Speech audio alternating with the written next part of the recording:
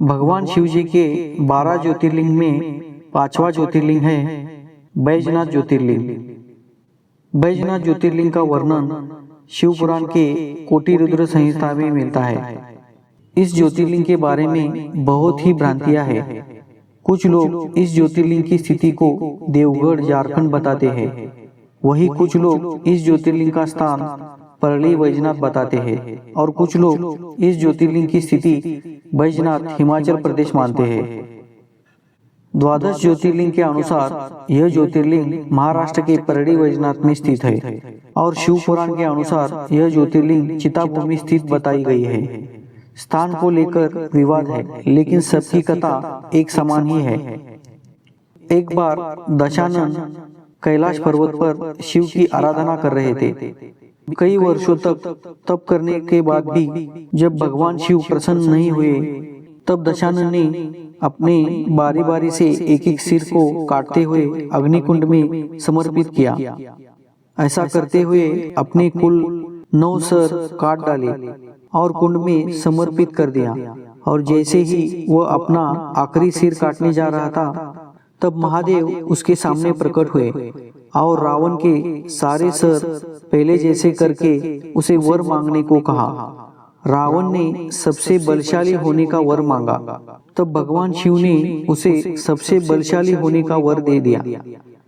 फिर इसके बाद रावण भगवान के सम्मुख हाथ जोड़कर खड़ा होकर बोला, आप मेरे साथ लंका चलिए। रावण के ऐसे कहने पर भगवान शंकर सोचने लगे और कुछ देर बाद बोले, हे रावण, तुम मेरे इस शिवलिंग को लंका ले जाओ, परंतु ये याद रखना, अगर तुमने इस शिवलिंग को कहीं भी रास्ते में रखा तो यह वही स्थापित हो जाएगा। तब रावण बहुत प्रसन्न हुआ और उस शिवलिंग को लंका की तरफ लेकर चला गया। भगवान शिव के ऐसा करने पर सारे देवगण यह सोचकर भयभीत हो गए, अगर भगवान शिव जी लंका में विराजमान हो जाएंगे तब रावण को हराना बहुत ही मुश्किल हो जाएगा।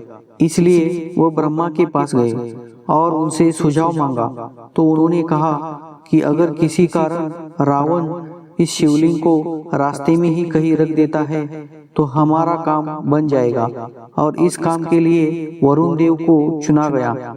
तब वरुण देव रावण के शरीर में घुस गए, जिससे उसे बहुत तीव्र लघु शंका लगी।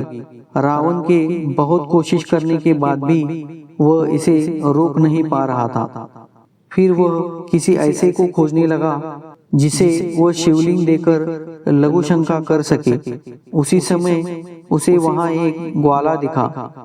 तब रावण ने उस ग्वाले से आग्रह किया कि अगर वह कुछ समय के लिए इस शिवलिंग को पकड़ रखे तो मैं लघु शंका कर लूं। तब ग्वाले ने रावण की बात मान ली।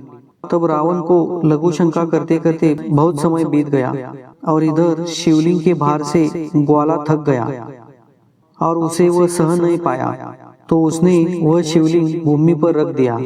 फिर जैसे भगवान शिव ने कहा था वैसा ही हुआ, वह शिवलिंग वहीं पर स्थापित हो गया। तब रावण भगवान की लीला जानकर वहीं पर भोलेनाथ की स्तुति करने लगा।